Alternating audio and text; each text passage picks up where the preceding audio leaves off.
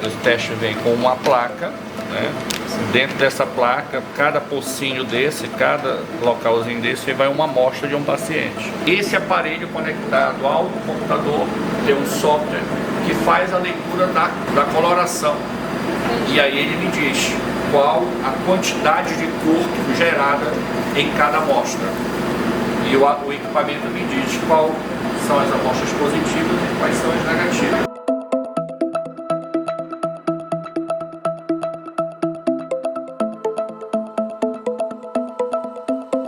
Primeiro, a gente precisa dizer uma coisa: o HTLV, embora tenha sido descoberto em 1980, ter sido o primeiro retrovírus a ser descoberto, ele é ainda hoje uma doença negligenciada. E não é no Brasil, é no mundo todo.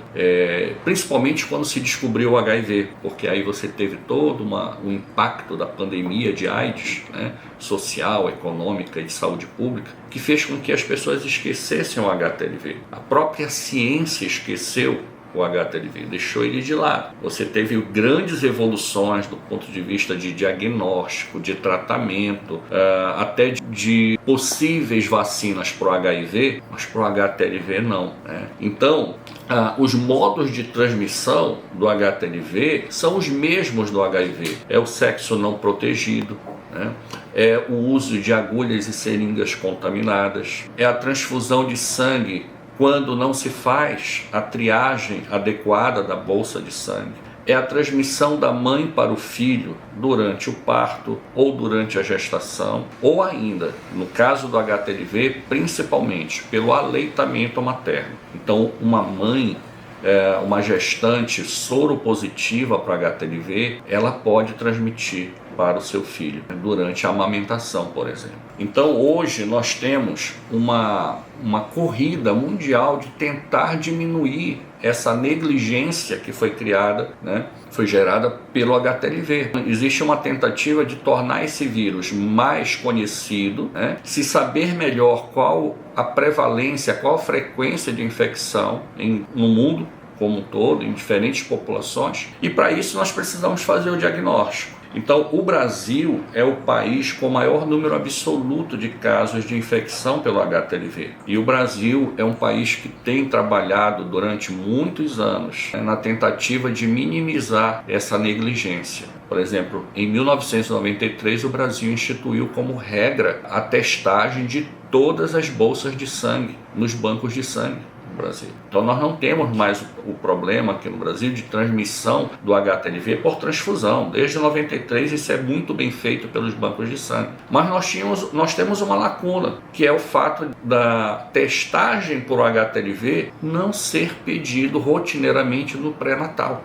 Isso não era definido no Brasil até fevereiro deste ano, né, quando o Ministério da Saúde então lança uma portaria para tornar obrigatória a testagem para o HTLV no teste pré-natal e a notificação compulsória dos indivíduos infectados, porque nós não tínhamos até agora esta obrigatoriedade. E isto é fundamental. Por quê? Porque na hora que você testa uma mãe, uma gestante, durante o pré-natal, e ela descobre então que é infectada pelo HTLV, ela não deve amamentar o seu filho. Isto é o que se preconiza, né? Porque o vírus ele é transmitido pelo leite materno. E qual a importância de evitar essa transmissão para o recém-nascido? Primeiro, de diminuir a prevalência de novos casos, né? A incidência de novos casos de infecção. E segundo, evitar com que esta criança seja infectada e futuramente possa manifestar uma dessas doenças associadas ao vírus, né? Que são doenças graves, que não há cura. Não. Existe tratamento? Sim, existe, mas a maior parte do tratamento é para os sinais, para os sintomas. Não é um tratamento que elimine o vírus, que cure a doença, né? Então, o indivíduo infectado vai ser infectado para a vida toda. O que é o vírus e quais os sintomas? O HTLV ele é um retrovírus. Ele foi o primeiro retrovírus a infectar seres humanos a ser descoberto. Isso no início da década de 1980, pelo Dr. Robert Gallo, nos Estados Unidos. E nesse ano de 1980, ele descobre então esse primeiro retrovírus, que ele chamou de HTLV1. Um ano depois, ele também identifica um segundo tipo do mesmo vírus, que ele denomina de HTLV2. Eu gosto sempre de fazer esse comentário, porque nós só descobrimos o HIV em 83, né? Por conta dessas primeiras descobertas do HTLV. O Luc Montagnier, ele também investigava a ocorrência do HIV. Na época não se conhecia o HIV, mas se conhecia o HTLV.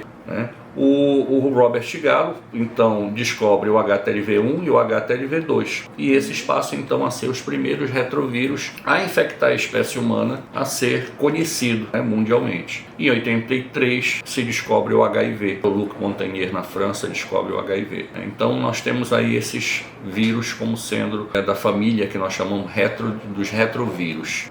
O HTLV1 e o HTLV2, mas especificamente o HTLV1, ele está associado a algumas doenças. Mas a gente costuma dizer que a maioria das pessoas infectadas pelo HTLV1, elas cursam uma infecção que nós chamamos de assintomáticas. Essas pessoas aparentemente não têm sintomas, nem sinais clínicos relacionados à infecção.